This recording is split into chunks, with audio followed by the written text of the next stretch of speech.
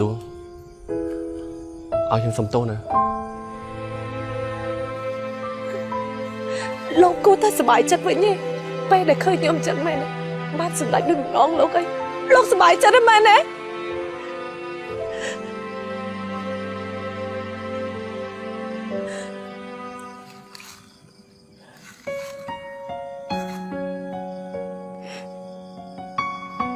មែនខ្ញុំទទួលស្គាល់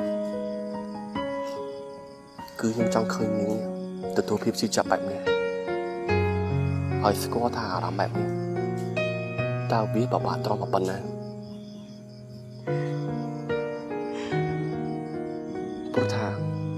បើពួកគេឃើញសមាជិកគ្រួសារម្នាក់ដែលទទួលភាពជឿចាប់បែបនេះឲ្យយល់ពីអារម្មណ៍ដែលគេទទួលភាពជឿចាប់អញ្ចឹងវាបបាក់ត្រង់ខ្លាំងណាស់ហើយនាងដឹងអត់មែនអី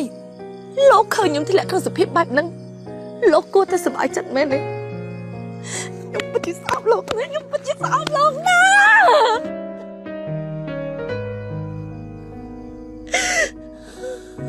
ខ្ញុំពិតជាស្អប់លោកមែនពិតជាស្អប់ណា